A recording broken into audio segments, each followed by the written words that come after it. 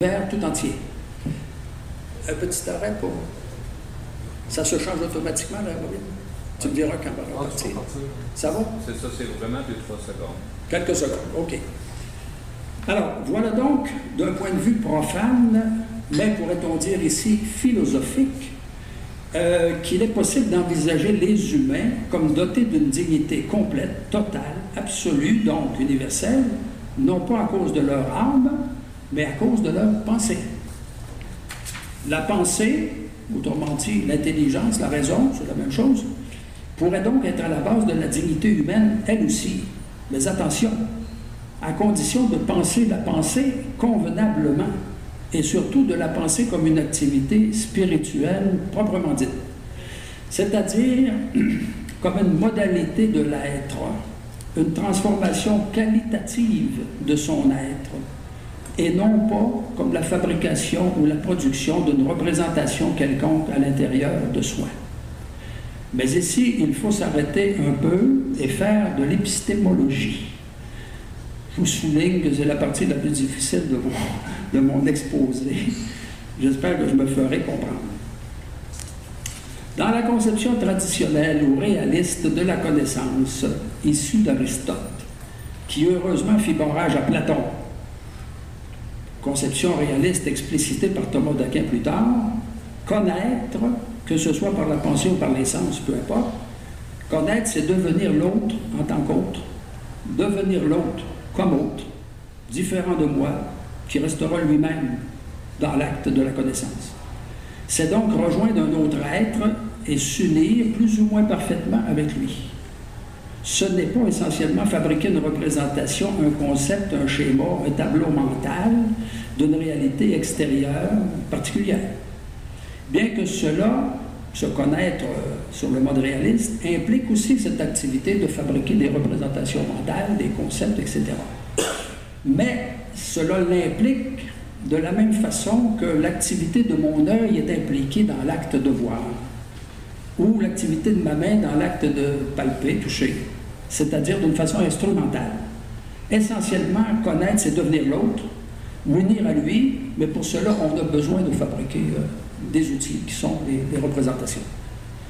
Or, ça c'est la conception traditionnelle que sans doute Pascal partageait. Or, avec Descartes, les choses vont changer radicalement. Et à partir de lui s'inaugure une nouvelle façon de concevoir la connaissance. Ce sera la fabrication d'une idée, d'une représentation mentale. Autrement dit, un faire quelque chose, un produire en soi-même une certaine image d'un objet extérieur, et non pas être avec cet objet.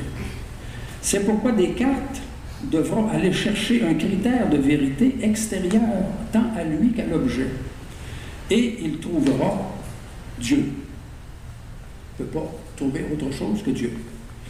Dieu. Aristote aurait sursauté en lisant de pareilles théories, et saint Thomas aurait ri abondamment. Que le fait que je doute devienne le fondement de toute vérité possible, de tout l'immense édifice des sciences, et cela parce que Dieu existe et qu'il veut notre bien, cela pour Descartes était une théorie tout à fait lumineuse, claire, nette et évidente. Malheureusement, on l'a cru, mais il est devenu le père du rationalisme moderne. Une grave rupture dans l'histoire de la pensée, néanmoins, s'opérait. Les conséquences vont être considérables, car tout l'aspect charnel, sensuel, matériel des êtres concrets habitant le monde disparaît dans ces idées claires et distinctes, qui sont comme les idées des anges. Il ne reste que des abstractions. L'être des choses, de tous les êtres de la nature, va bientôt être pensé par lui et par les autres, compris même comme un petit paquet de nombres et d'équations, de lignes et de figures. Et Dieu sera conçu comme un mathématicien, non plus comme une personne. Avec Descartes, la théologie chrétienne perd subitement toute sa valeur. Elle n'est plus faite avec des idées claires et distinctes. Elle ne peut plus être une science. Cette espèce de mathématisation du réel va continuer avec Spinoza, qui ne veut rien savoir si on ne peut le prouver more geometrico. Et cela va s'accentuer fortement avec Kant, ébloui par la toute nouvelle physique de Newton. Pour lui, Kant, Dieu devient l'objet d'une croyance seulement, comme sont les licornes, les griffons, les centaures. Et c'est la métaphysique, cette foi, tout entière, qui fait faillite. Science suprême pour Aristote et pour tout le Moyen-Âge, elle est maintenant par terre. Kant va même jusqu'à déclarer que nous ne connaissons jamais l'être des choses, leur essence, leur nature profonde, mais que nous n'en connaissons que les apparences. Et alors, tout le contenu de notre connaissance devient une pure fabrication de nous-mêmes, à l'aide de catégories internes dont nous sommes naturellement dotés, y compris l'espace et le temps. Pensez donc, ils n'existeront plus au dehors de nous. Quant à la chose en soi, l'être des êtres, l'être des chevaux, des étoiles, des papillons, des fleurs, nous ne savons pas et ne saurons jamais ce que c'est, dit-il. Cette théorie est un véritable monstre philosophique, comme dit Jacques Maritain, dont je m'inspire ici pour cette critique de la raison pure. Pourquoi un monstre?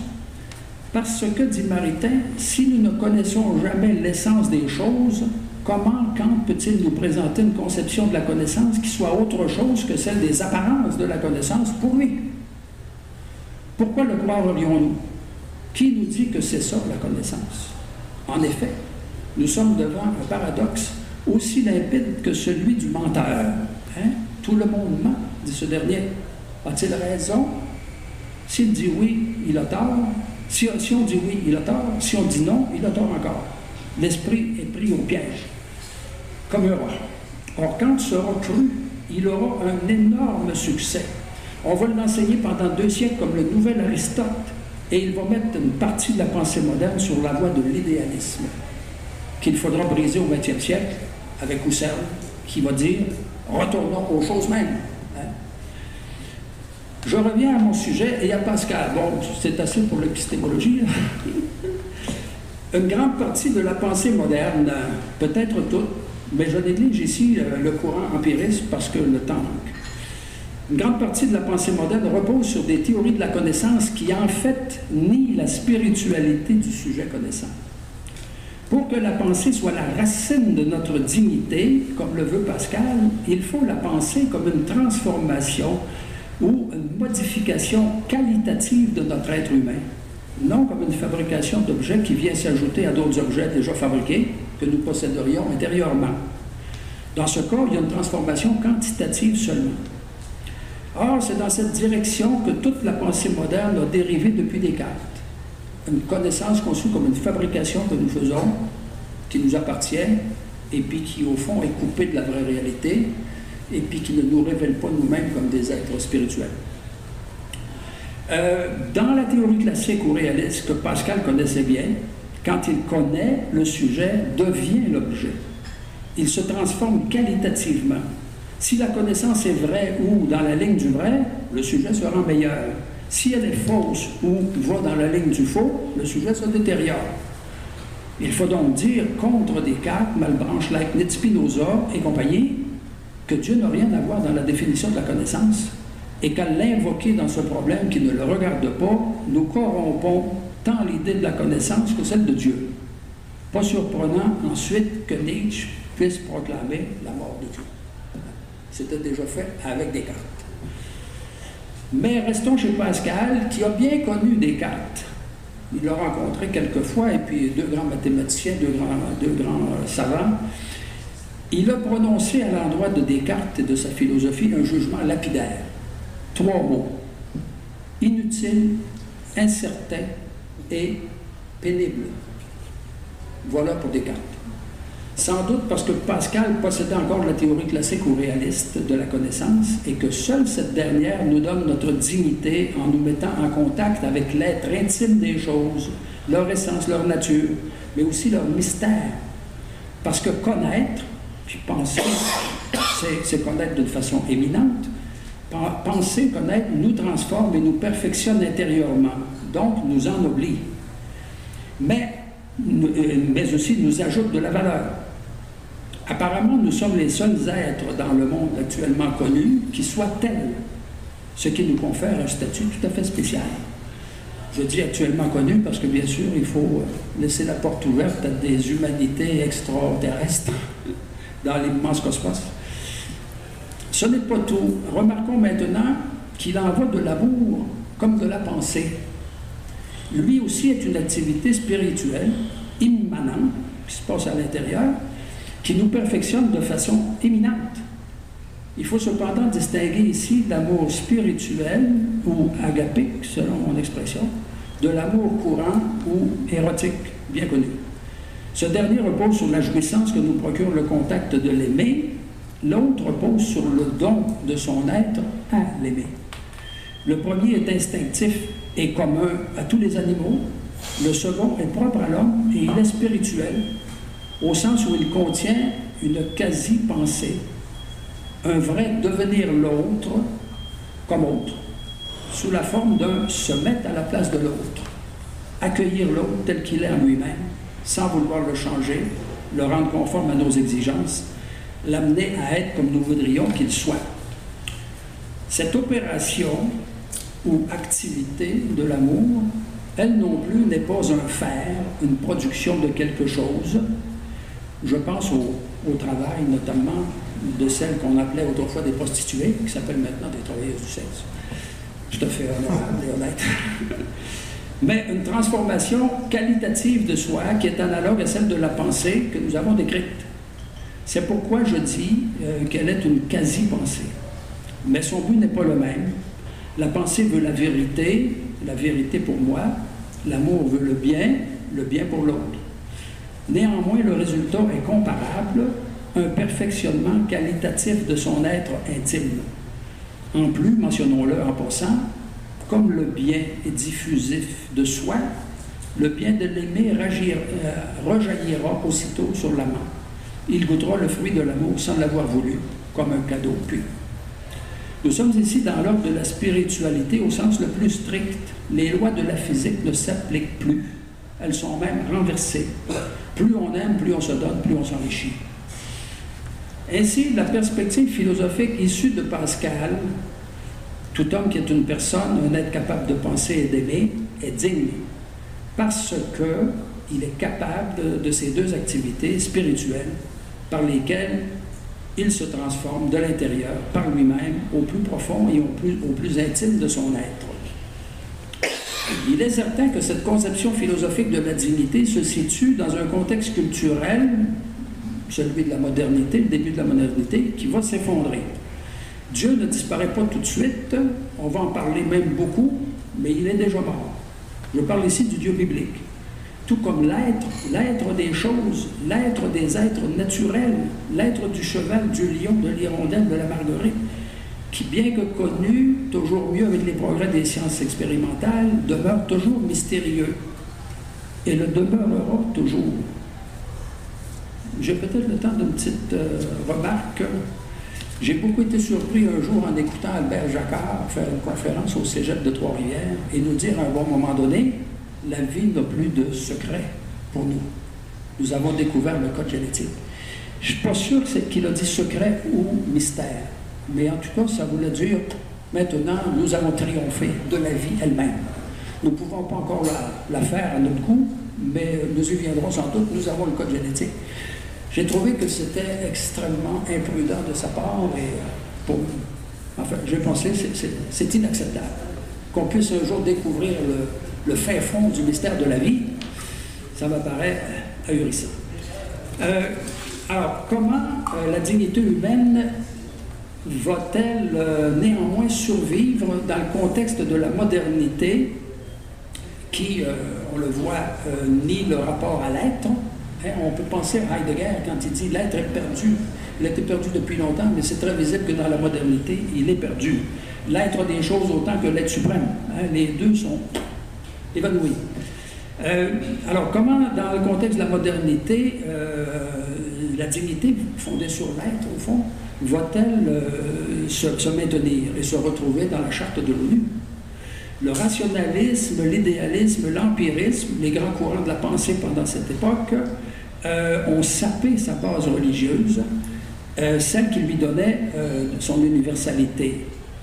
Alors, comment va-t-elle survivre la dignité? par le biais d'une idéologie, hein, qui va s'appeler l'humanisme. L'humanisme athée, évidemment. Bon, c'est le quatrième sens. Hein.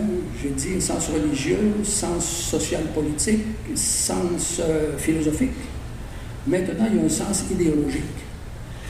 J'ai moins développé, très peu développé cette partie-là, parce que j'étais rendu à 3 heures cet après-midi dans la rédaction de mon texte.